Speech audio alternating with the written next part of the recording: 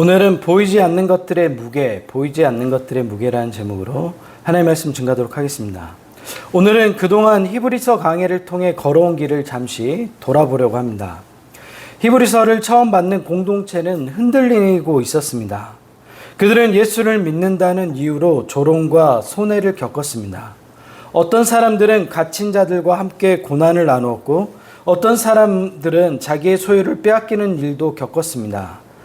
처음에는 그 모든 고난을 견뎠죠. 우리도 그렇잖아요. 신앙이 처음 시작할 때는 그 열정의 크기, 또 하나님께 받은 은혜의 크기가 상승된 입장으로 이게 에너지가 가득 차기 때문에 조금 어려움도 넉넉히 이겨요. 그때는. 근데 하지만 시간이 지나면서 그 에너지가 점점 감소됨으로써 뭐가 더 크게 느껴져요? 자기 주변의 환경이 점점 크게 느껴지는 거예요. 그러면 그때부터 사람은 흔들리기 시작해요. 그리스도 안에서 더 높고 영원한 구원이 있음을 알았기 때문에 처음에는 능히 견뎌냈습니다. 하지만 시간이 지나면서 사람들의 마음이 점점 에너지가 고갈되는 것처럼 동시에 마음도 지쳐갔습니다. 처음에 뜨거움은 오래된 피로가 되고 확신은 생활의 무게 속에서 조금씩 흐려졌습니다. 그리스도를 따라 걷는 길이 계속 위험하고 불편했습니다. 사람들은 자기도 모르게 그럴 때는 뭘 돌아보죠? 뒤를 돌아보게 돼요. 그래서 다시 옛날로 돌아갈까? 네. 익숙했던 자리, 안전해 보이는 자리, 설명하지 않아도 되는 자리로 돌아가고 싶어 합니다. 히브리서 기자는 바로 그런 자리에서 설교를 들려주고 있는 겁니다. 그가 가장 먼저 한 일은 상황을 분석하는 일이 아니었어요. 히브리서 기자는 가장 먼저 뭘 얘기했죠? 예수 그리스도에 대해서 얘기해요. 여러분이 알고 있는 예수 그리스도에 대한 인식이 잘못되었다. 그래서 예수님에 대해서 설명을 해요. 그래서 히브리서 1장과 2장은 누구하고 비교했죠? 처음에 예수님 누구보다 뛰어나다고 했어요? 하늘에 있는 천상의 존재들보다 뛰어난, 그래서 우리가 흔히 천사라고 얘기하는 존재들 얘기하는 거예요. 하나님은 마지막 날에 아들을 통해 말씀하셨고 그 아들은 하나님의 영광의 강체시며 그 본체의 형상이에요. 하나님의 아들이 이 땅 가운데 오셔서 십자가에서 죽으셨다. 네. 그리고 그 죽음은 누굴 위한 죽음이에요? 여러분을 위한 죽음이에요. 그리고 3장과 4장에는 유대교회가 가장 위대한 영웅으로 생각하는 두 사람이 있어요. 누굴까요? 유대교인들이. 그렇죠. 모세하고 여호수아예요. 왜? 그 가나안 땅에 들어가는데 가장 큰 역할을 한 두 사람이기 때문에 여호수아는 위대한, 여러분은 우리 역사에서 가장 좋아하는 장군 누구예요? 여러분 누구 좋아하세요? 우리 역사 삼국시대부터 뭐 더 거슬러 올라가서 고조선도 괜찮아요. 네, 해서 고려도 괜찮고 조선도 괜찮고. 여러분이 좋아하는 장군이 한 명쯤 있지 않아요? 제 이순신을 많이 꼽죠. 세계적인 명장으로 꼽고. 그래, 세계적인 명장은 뭐예요? 우리나라 축구가 이 모양인데 축구 감독이 이런데 이순신. 근데 그 이순신 장군하고 비교가 안 되죠. 여호수아는. 네. 민족의 영웅이에요, 완전히. 네. 그래서 모세하고 여호수아보다 더 뛰어난 예수님에 대해서 설명을 하죠. 3장과 4장. 그래서 불순종과 두려움 때문에 들어가지 못했던 안식이 아직 남아있다고 말합니다. 그리고 그 안식으로 우리를 이끌어가는 분이 누구예요? 영원한 안식, 구원으로 이끌어가는 분이 바로 예수님이라고 이야기해요. 그리고 5장부터 10장까지는 계속해서 한 단어가 따라오죠. 그게 뭐였냐면 대제사장. 네. 대제사장은 어디에 들어간 사람이에요? 우리 성전 9장에서 사진 봤죠? 그렇죠. 지성소를 들어갈 수 있어요. 1년에 딱 한 번 모든 민족의 죄를 대신해서 그 대제사장이 들어가서 속죄하는 거예요. 네. 근데 그 역할을 누가 하냐면 바로 예수님이 대제사장이 된다. 레위 지파의 후손이 아니라 멜기세덱이라는 하늘의 신선한 존재, 그 존재에 따라 나온 그 후예가 바로 예수님이다. 그렇게 해가지고 설명을 하죠. 그래서 멜기세덱의 반차를 따라 영원한 대제사장이 되셨다. 그리고 친히 본인이 지성소에 들어가서 속죄 제물이 되신 거예요. 십자가죠. 그거를 우리가. 네. 짐승의 피로 반복되던 제사를 끝내시고 자기 몸을 단번에 들이심으로 하나님께 나아가는 새로운 살 길을 우리에게 열어주셨어요. 그리고 우리의 마음 가운데 뭘 새겨주셨어요? 하나님의 약속을 새겨주셨어요. 그러므로 히브리서가 우리에게 계속 묻는 질문은 하나예요. 이런 예수님을 알고도 여러분 뒤로 물러가실 거예요? 돌아가실 거예요? 유대교로 돌아가실 거냐고요? 다시 여러분이 익숙했던 그 삶의 자리로 돌아가실 거예요? 라고 묻는 거예요. 이렇게 위대한 예수님을 설명했는데도 불구하고. 네. 그리고 히브리서 10장 끝에서 하박국 선지자를 소환해서 다음과 같이 얘기합니다. 나의 의는 믿음으로 말미암아 살리라. 그리고 이어지는 게 바로 오늘 11장이에요. 지난주 설교 기억이 나시죠? 네. 오직 의는 믿음으로 말미암아 살리라. 로마서 17장 17절에도 나온 말씀, 그리고 하박국에 나온 말씀, 그리고 어디에 나와요? 히브리서 세 군데밖에 안 나와요. 그래서 이 말씀은 잘 기억해 주면 좋아요. 그리고 그 믿음은 어떤 믿음이라고 했어요? 나의 심리적 상태인가요? 아니죠. 뭐죠? 하나님의 신실하심을 믿는 거예요. 그러면 그 대상이 누구예요? 하나님의 선하심을 믿는 거예요. 근데 우리는 반대로 생각하죠. 내 안에 있는 믿음의 상태, 심리적 상태가 좋은 게 믿음이라고 착각해요. 그럼 반대가 될 수도 있죠. 하나님의 선하심을 믿지 않고 내 마음의 크게 믿는 사람도 있잖아요. 할 수 있어. 누구죠? 아이들이 어디서 뛰어내려고요? 높은 곳에서 뛰어내려고. 자기가 슈퍼맨이라고. 자기를 믿는 거예요, 실제로. 애들이 어리석은 게 아니에요. 자기가 진짜 믿는 거예요. 자기 슈퍼맨인 줄 알아요, 애들이 어릴 때. 그래서 엄마가 잘 교육해줘야죠. 여기서 떨어지면 다쳐. 아야해. 그리고 실제로 때려도 봐야 돼요. 이렇게 아파. 안 그러면 진짜 뛰어내려요. 뜨거운 거 만들 때 어떻게 해요? 아, 뜨거워. 하지 않아요? 그리고 살짝 되게 하죠. 아예 되는 게 아니라 가까이 가면 뜨거운 열기가 있으니까 그때 아, 뜨거워! 뜨겁다고 이렇게 하고 교육하잖아요. 네. 그래서 자기 자신의 믿음, 그러니까 여기서 말하는 믿음을 정확하게 잘 구분해야 돼요. 그래서 한국 사람들이 이 믿음을 혼용해서 쓰니까 사람들이 다 헷갈려요. 그래서 우리가 얘기하는 믿음이라는 것은 하나님의 신실하심을 신뢰하는 거예요. 인간 안에 뭐 어떤 선한 게 있어요. 그래서 이런 것들을 잘 기억해야 돼요. 그래서 오늘 11장은 그 믿음이 무엇인지 먼저 설명합니다. 믿음은 바라는 것들의 실상이요 보이지 않는 것들의 증거니. 히브리서 11장은 믿음이 먼저 무엇인지 정의해 줍니다. 그 다음에 누가 나와요? 사람들의 이름을 불러요. 이 순서가 중요합니다. 아벨이 먼저 나와요? 믿음이 먼저 나와요? 에녹이 먼저 나와요? 믿음이 먼저 나와요? 제 성경하고 다른가요? 믿음이 먼저 나오죠. 그리고 그 다음에 사람이 나오죠. 그 믿음은 사람의 생애 안에서 어떤 모양을 얻는지를 보여줍니다. 믿음은 1절에서 정의되고 4절부터는 삶으로 해석돼요. 여기서 믿음은 막연한 기대가 아니에요. 그래서 제가 계속 심리적인 상태가 아니라고 얘기하는 거예요. 간절히 바라면 언젠가 이루어진다는 낙관도 아니에요. 요즘에 인공지능 의존증이라는 게 AI를 인공지능이라고 해요. 인공지능 의존증이라는 게 생겼습니다. AI가 없으면 불안해지거나 의사결정, 과제, 수행을 AI에게 과도하게 의존하는 상태가 바로 AI 의존증이라고 얘기해요. 그래서 PD수첩에서 방영한 걸 보니까 AI와 사랑에 빠진 여성들이 나와요. 웃을 일이 아니에요, 여러분. 실제예요. 네. 왜 AI하고 사랑에 빠지죠? AI는 나의 모든 것을 다 들어줘. 싫은 소리를 안 해요. 그리고 항상 내 얘기를 들어줘. 내 편이야. 절대 내가 잘못했다고 얘기하지 않아. 그래, 힘들었겠구나. 괜찮아. 계속. 그래서 그 AI하고 어떻게 하냐면 사랑에 빠져요. 네. 제가 우리 성경 공부 시간에 그런 얘기 한번 했잖아요. AI가 어떤 그 자아를 가지고 있는 것처럼 느껴질 때가 있었다고 제가 얘기했는데 그게 틀렸다고 이야기하는 걸 듣고 제가 다음에는 이야기할 때 조심하게 되더라고요.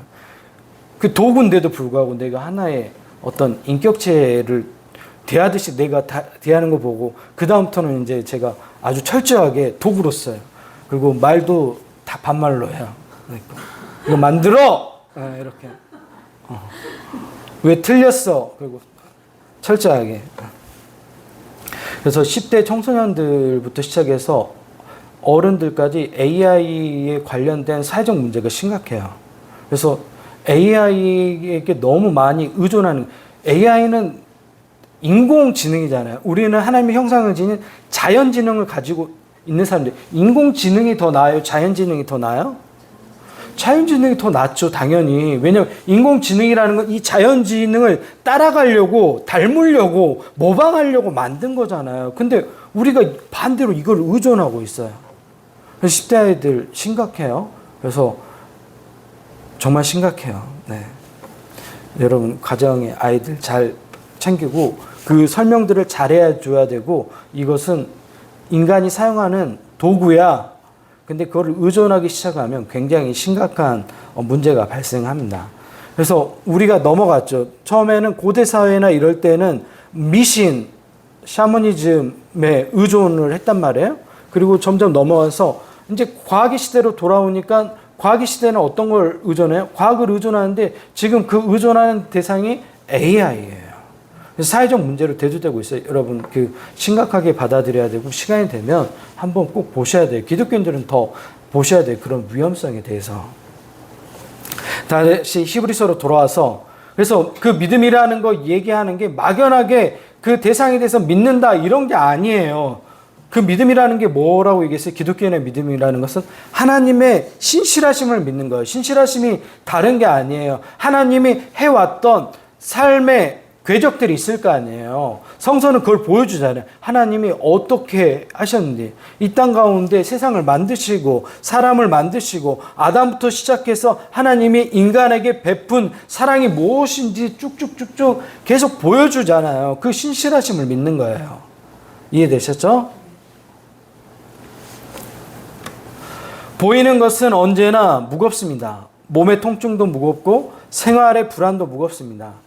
사람의 말은 마음에 오래 남고 실패는 쉽게 사라지지 않습니다. 관계가 흔들릴 때 현실은 아주 가까운 곳에서 우리를 누릅니다. 그러나 히브리서 11장은 묻습니다. 보이는 것만 무거운가? 보이지 않는 하나님의 약속은 우리 안에서 얼마나 무거운가? 믿음은 현실을 모르는 순진함이 아닙니다. 보이는 세계를 무시하는 태도가 아닙니다. 믿음은 보이는 현실보다 더 깊은 곳에 하나님의 말씀이 놓여져 있음을 아는 일이에요. 현실을 가볍게 여기는 것이 아니라 하나님의 신실하심을 더 가볍게 여기지 않는 일이에요. 히브리서 기자는 창조에 대해서 다음과 같이 말합니다. 믿음으로 모든 세계가 하나님의 말씀으로 지어준 줄 우리가 아나니. 이 세상의 모든 만물들은 누가 만드신 거예요? 하나님께서 만드신 것이에요. 근데 우리가 왜 그렇게 두려워하죠? 하나님께서 우리의 아버지가 되시는데 왜 그렇게 두려워해요? 두려워할 필요가 없습니다. 보이는 세계는 보이는 세계에서 시작되지 않았습니다. 이제 그 믿음이 세 사람의 생애 안으로 들어갑니다. 아벨, 에녹, 노아에 대한 삶에 대해서 소개하는데 아벨에게서 믿음은 마음을 다한 뭐였어요? 아벨은 한자로 얘기하면 아벨은 그 가인과 아벨을 다 아벨은 드림. 네. 그리고 에녹은 하나님과 동행. 제가 일부러 맞췄어요. 노아는 믿음의 소명. 네. 먼저 아벨이에요. 믿음으로 아벨은 가인보다 더 나은 제사를 하나님께 드림으로 힌트가 뒤에 있어요. 의로운 자라 증거를 얻었대요. 왜 아벨은 의로운 자가 됐죠? 아벨의 이야기가 매우 짧죠. 성경은 그에게 긴 말을 허락하지 않습니다. 그는 자기의 억울함을 설명할 시간도 얻지 못했어요. 제단에는 제물이 있었고 곧이어 땅에는 피가 있었습니다. 누구의 피였어요? 아벨의 피였어요. 가인이 아벨을 죽였습니다. 가인의 분노는 빨랐습니다. 시기심은 오래 생각하지 않아요. 바로 행동으로 옮겨버리죠. 아벨의 생은 너무 짧았어요. 그의 피는 땅에 스며들었습니다. 세상 눈으로 보면 아벨은 성공한 사람이에요? 실패한 사람이에요? 실패한 사람이죠. 세상의 기준으로 보면. 여러분, 아벨처럼 살래요? 하나님께 예배 잘 드렸는데 죽었다. 여러분, 그렇게 하고 싶으세요? 그런 사람이 어디 있어요, 세상에. 근데 아벨이 그런 거예요. 네. 그것도 예배 잘 드렸다고. 시기해 가지고. 다른 사람도 아니에요. 가족이에요, 가족, 형이. 계속 걸어간 사람, 살아남은 사람 누구예요? 가인이었어요. 성을 쌓았고 이름을 남긴 사람도 누구예요? 가인의 후손들이에요. 아벨에게는 도시도 없고 긴 족보도 없고 자신을 변호할 말도 없었습니다. 하지만 히브리서는 가인이 아니라 아벨의 인생을 다뤄요. 놀랍게도. 가인의 인생을 다루나요? 여러분 가운데 가인의 인생을 다룬 사람 있어요? 아무도 가인을 기억하지 않아요. 나쁜 놈이라고 기억하죠. 여러분, 나쁜 놈. 놈은 너무했나요? 나쁜 인간. 네. 히브리서는 그 사건을 다른 쪽에서 다른 방식으로 해석합니다. 아벨은 믿음으로 드렸고 하나님은 그를 의롭다고 칭했습니다. 그의 제사는 단순한 종교행위가 아니었습니다. 그것은 자기의 삶이 누구 앞에 놓여져 있는지 드러내는 자리였어요. 그래서 우리가 뭐라고 얘기하면 삶의 예배라고 얘기하는 거예요. 아벨은 단순히 하나님께 제물만 드린 게 아니라 삶으로 예배했던 사람이었던 거예요. 그래서 하나님께서 의롭다고 칭해 준 거예요. 도덕적으로 우월한 삶을 살아서 그런 게 아니에요. 하나님을 중심에 놓고 삶을 살았던 사람이기 때문에 제가 얘기했잖아요. 성서에서 나오는 다 중요한 게 뭐예요? 관계, 하나님과 관계예요. 의롭다는 거.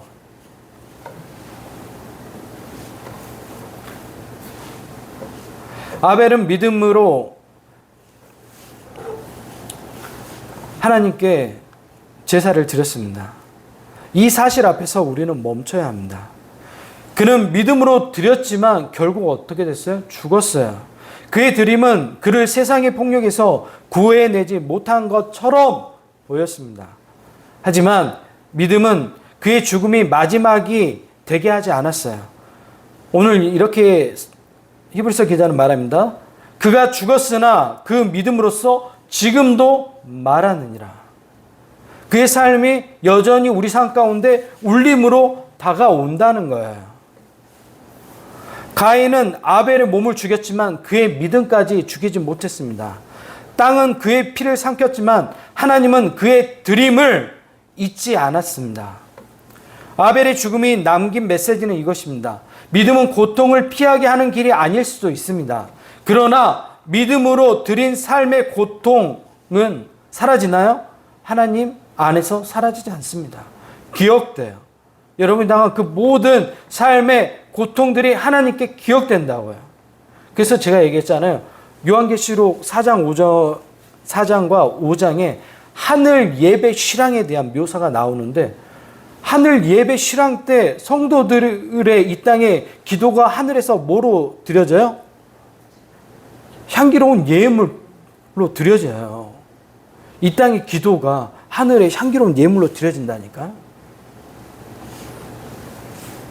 그래서 여러분이 기도하는 거 다 사라지지 않아요. 하나님께 다 드려져요. 하나님께 다 기억되고. 보통 기도를 언제 하죠? 기분이 너무 좋아서 기도하나요? 안 해요, 사람들. 힘들 때, 절망스러운 삶의 자리일 때, 어려운 일 있을 때. 그게 잘못됐다고 얘기하는 게 아니에요. 괜찮아요. 그게 기도하시라고 말씀드리는 겁니다. 아벨의 온전한 드림은 완벽했다는 의미가 아니에요. 온전한 드림은 하나님께 드리는 자리에서 자기의 생을 계산하지 않았다는 거예요. 하나님 앞에 드릴 때 계산하지 않는 거.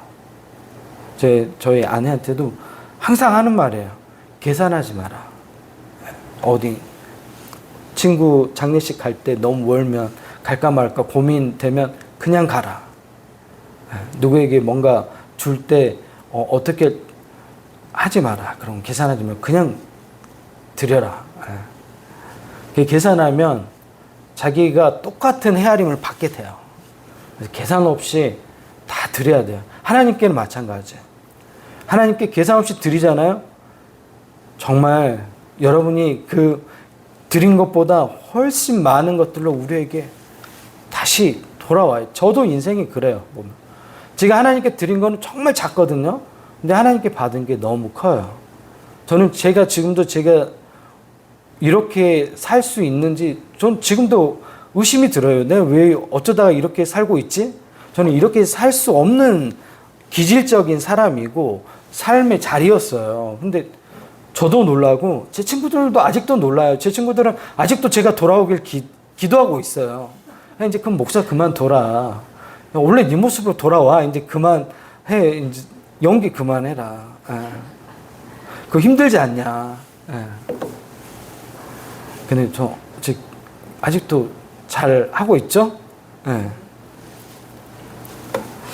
잘하고 있는지는 모르겠지만 하여튼 이 자리에 잘 서 있으려고 합니다. 근데 하나님의 은혜인 것 같아요. 내가 드렸던 그 작은 것들을 하나님께서 배로 갚아주시는 것 같아요. 그래서 그냥 사람 됐어요. 제가 봐도. 제가 참 사람 같지 않는 사람이었는데 지금은 조금씩 사람이 되어가는 것 같아요. 그래서 계산하지 않고 하나님께 드릴 때 하나님께서 다시 여러분 삶 가운데 그대로가 아니도 더 많은 것들로 갚아주세요. 아이들도 마찬가지예요. 아이들도 하나님께 드리셔야 돼요. 하나님께 내어드리셔야 돼요. 아이들한테도 하나님께 드리는 삶을 살아야 돼. 그럴 때 애들 인생 가운데 훨씬 더 많이 와요. 정말로. 제가 얘기해 줬잖아요. 저희 모교 이야기하면서 그 후배들 가운데 신기하게도 정말 그냥 엄마가 개입해가지고 헬리콥터맘 돼가지고 막 적극적으로 교육하고 막 그랬던 애들보다 그냥 교회 봉사하고 잘 지내라고 했던 그 아이들이 지금 훨씬 더 잘 됐어요. 이상하게. 대학도 더 좋은데 못 갔어요. 그때 당시에 막 정말 실력이 뭐 이런 표현하면 좀 그러지만 실력이 안 될 때 가는 과가 있었어요. 무슨 과였을까요? 그때 당시에 환경 관련 학과. 정말 공부를 안 해서 미안해. 그 환경 관련 학과 나온 사람 없으시죠? 네. 정말 공부를 안 해가지고 갈 과가 없어. 그래서 선택할 때 가는 과가 환경 관련 학과였거든요. 근데 지금 환경 관련 학과 굉장히 높아요. 모든 대기업들 다 무슨 과 있어야 돼요? 환경 관련된 과 나온 사람들이 있어야 돼요. 그거 좀 바꿔줬어요. 그때 당시에 막 경영학과 가가지고 은행 들어간 친구들 지금 다 어떻게 해야 돼요? 명퇴해야 돼. 벌써 제 나이 40 후반대인데 명퇴해야 된다니까요. 제가 그 얘기를 하려고 그런 게 아니라 하나님께 드려야 돼. 드려. 계산하지 않고. 두 번째 사람은 에녹입니다. 믿음으로 에녹은 죽음을 보지 않고 옮겨졌으니 에녹의 삶은 너무 조용하죠. 성경은 그가 무엇을 세웠는지 어떤 업적을 남겼는지 길게 말하지 않습니다. 다만 한 문장을 남기죠. 에녹이 하나님과 뭐 했다? 동행했다. 짧은 문장이지만 오래 남는 문장입니다. 사람은 무엇을 남겼는지 묻죠. 하나님은 누구와 걸었는지를 보시는 거예요. 너 나와 동행했어? 하나님이 가장 중요하게 여기는 건 이거예요. 너 나와 함께 했어? 여러분 다윗이 왜 쓰임 받았죠? 막내 아들이었잖아요. 8번째 아들이었잖아요. 근데 왜 쓰임 받았죠? 하나님과 동행해서요. 그래요. 다윗이 훌륭해서요? 아니에요. 하나님과 동행했잖아요. 동행하면 상대방이 뭘 가장 잘 알아요? 여러분과 오래 지낸 사람이 여러분의 뭘 가장 잘 알죠? 마음을 가장 잘 알아요. 저 언니 지금 슬퍼서 그래. 지금 좀 놔둬야 돼. 여러분 그런 얘기 하죠. 저 왜 그래? 좀 슬퍼서 그래. 괜찮아. 좀 지나면. 또 그러죠. 왜 저래? 그러면 지금 좀 좋지 않는 일이 있어서 그런다고, 한 번씩 저런다고, 괜찮으니까 좀 지금 좀 이해해 달라고. 잘 아는 건 그런 거예요. 오래 동행하면 잘 알아요. 하나님 뜻 모르겠다고 얘기하는 건 하나님과 동행한 적이 없으니까 모르는 거예요. 내 삶을 향한 하나님의 계획이 뭔지 모르겠어요. 그럼 하나님과 동행하지 않으면 몰라요. 네. 하나님과 동행하잖아요?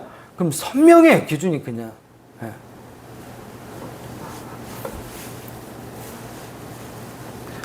너무 심하게 얘기했나요?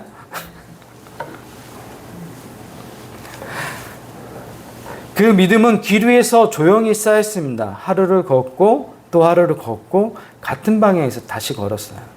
그러니까 소소한 일상의 작은 일들을 하나님과 꾸준히 해 나가는 사람, 그 사람이 바로 에녹이었어요. 한번 뜨겁게 타오른 일이 아니라 꺼지지 않고 같은 쪽으로 계속해서 가는 거예요. 저도 인간관계를 많이 하다 보니까 젊었을 때는 많은 인간관계를 가지려고 했던 것 같아요. 그리고 안 되는 인간관계를 계속해서 풀어서 뭔가를 연결하려고 노력했는데, 여러분 살아보니까 어때요? 권사님 어떠세요? 인간관계 많이 하셨잖아요. 살아보니까 어떠세요? 네. 억지로 갖다 붙이는 거는 또 금방 또 깨지더라고요. 그냥 자기 주변에 자기를 위해주는 몇 명의 사람들, 좋은 사람들과 같이 가면 돼요. 막 억지로 너 나하고 왜 관계가 틀어져서 난 다시 너랑 있고 막 그런 에너지를 쏟는다고 해결되지 않더라니까요. 그래서 여러분 주변에 조용히 계속 있어주는 그 좋은 사람들 있잖아요. 그 사람들을 소중히 여겨야 돼요. 그 사람들하고 함께 하고. 그래서 늘 새로운 사람들 막 만들고 하는 사람들 있잖아요. 그 사람들 늘 공허해서 그러는 거예요. 계속 바꿔가면서 이 사람. 근데 여러분 이야기 들어주는 그 한두 명의 사람들이 있으면 인생 충분히 살아갈 수 있어요. 에녹이 하나님께 그런 존재였습니다. 세 번째 사람은 노아예요. 믿음으로 노아는 아직 보이지 않는 일에 경고하심을 받아 경외함으로 방주를 준비해요. 어디서 배를 만들었죠? 바다에서 만들었나요? 조선소에서 어디서 만들었어요? 산에서 배를 만들고 있으니 얼마나 어리석은 일이에요. 하지만 노아는 하나님께서 맡기신 그 소명을 온전히 감당했어요. 사람들은 일상을 멈추지 않았습니다. 하늘은 맑았고 땅은 단단했어요. 비가 올 기미조차 보이지 않았어요. 누군가는 밭을 갈았고 누군가는 집을 지었고 누군가는 장래를 계산했을 것입니다. 세상은 아무 일도 일어나지 않는 것처럼 움직였어요. 그런데 노아는 방주를 계속해서 여전히 지었습니다. 하나님께서 맡기신 소명을 여전히 감당하고 나아갔습니다. 비가 오지 않는데 배를 짓는 사람, 홍수가 보이지 않는데 구원의 자리를 마련한 사람, 아직 오지 않는 하나님의 나를 오늘의 노동 속에서 끌어온 사람, 이 사람이 바로 노아예요. 노아의 손에 들린 것은 뭐였죠? 도구였어요. 베어낸 나무였습니다. 땀에 젖은 하루였습니다. 조금씩 올라가 방주의 골격이 쌓아지고 있었습니다. 믿음은 아직 보이지 않는 하나님의 말씀 때문에 오늘의 시간을 바꾸는 것입니다. 사람들은 보이는 것들만 계속해서 쫓아가요. 보이는 것들만. 그래서 여러분도 그렇죠. 여러분이 보이는 걸 쫓아가는 사람들이에요? 아니면 하나님께서 여러분의 삶에 계획한 것들을 만들어가는 사람들이에요? 저희 교회는 어떠나요? 저희 교회는 보이는 것들 쫓아갔나요? 그럼 저도 막 SNS에 메시지 극우적인 메시지 내고 그러면 젊은 청년들이 몰려와요. 남자 청년들이. 요즘에 대형교회 20대 남자 청년들이 그렇게 많이 몰려가요. 신기하죠. 예전에 전도도 안 왔거든요. 근데 목사님들이 막 극우적인 발언 하잖아요. 그럼 막 그 교회에 등록해요. 살아있는 선지자 목사님이라고. 정광훈 목사 같은 사람들 추종하고 하잖아요. 손현보 목사 같은 사람들. 네. 그래가지고 저도 그렇게 할까요? 그러면 우리 교회도 올 거 아니에요. 근데 그런 거 안 하죠. 왜 안 하냐면 기독교하고 전혀 관련이 없어요. 그거는 하나님께서 원하시는 것도 아니고. 뉴에본교회의 소명은 이 땅에 교회다운 교회로 세워져 가는 거야. 그래서 하나님께서 이런 교회가 하나쯤 있어야지 할 때 하나님 저희가 있어요. 그런 교회가 됐으면 좋겠어요. 규모도 상관없고. 일단 제 소명이 그래요. 그래서 잘 안 흔들리잖아요. 저 주변에서 기 속에서 제가 얘기했잖아요. 친구들은 그만두고 여수로 오라고 얘기하고, 또 선배 목사님들은 계속 키워준다 그래요. 아니 저 키가 작아서 그런가 저를 왜 키워주려고 계속 키워준대요. 저를 어떻게 키워준다는 얘기죠? 그 모르겠어요. 하여튼 뭐 키워준다고 오라고 자기가. 그래서 안 키워줘도 된다고 저 충분히 키가 작아서 그런 것 같아요. 더 커야 될 것 같습니다. 이제 다시 처음으로 돌아볼까요? 믿음은 바라는 것들의 실상이요 보이지 않는 것들의 증거입니다. 아벨은 보이는 생존보다 하나님께 드리는 삶의 무게를 살아낸 삶을 살았습니다. 에녹은 보이는 업적보다 하나님과 걷는 하루를 더 무겁게 여겼습니다. 노아는 보이는 하늘보다 아직 보이지 않는 하나님의 말씀을 더 무겁게 여겼습니다. 이것이 바로 믿음이에요. 그 초점이 누구에게 있죠? 하나님께 있는 거예요. 그래서 하나님의 신실하심을 신뢰한다는 것은 내 인생의 중심을 하나님에 놓고 내 마음의 중심을 하나님에 놓고 하나님께 묻고 삶을 살아가는 거예요. 이게 믿음으로 의롭다고 여김을 받는 삶인 거예요. 도덕적으로 우월하거나 그런 걸 얘기하는 게 아니에요. 하나님 중심으로 삶을 살아가는 거예요. 하나님 중심으로 삶을 살아가는 사람이 불의한 수단을 사용해서 삶을 살아가겠어요? 그러나요? 아니죠. 하나님의 중심을 놓고 삶을 살아가는 사람들이 하나님의 형상을 지닌 존재들에 대해서 혐오하게 할까요? 안 하죠. 긍휼하게 여기고 세계 모든 나라 다 함께 제사장 나라가 되어서 그 사람들에게 복음을 전파하는 소명을 가질 거 아니에요. 근데 배척하고 빨갱이라고 얘기하고 죽여야 된다고 얘기하고. 아이고 우리 걱정이에요. 중국이 세계에서 인구가 몇이에요? 3위예요. 3위. 그 많은 사람을 배척하면 구원받을 사람이 얼마 없을 것 같아요. 그럼 2위가 어디예요? 인도 2위, 3위 다 하면 지구에서 구원받을 사람 몇 명 없네? 그러면 안 되죠. 이슬람이라고 배척하고 뭐 중국인이라고 배척하고 어디까지 배척할지 모르겠지만 히브리서 11장은 오래된 사람들의 이름을 우리에게 들려줍니다. 아벨, 에녹, 노아. 그들은 모두 다 다른 방식의 삶을 살았습니다. 아벨은 드렸고 에녹은 동행했고 노아는 지었습니다.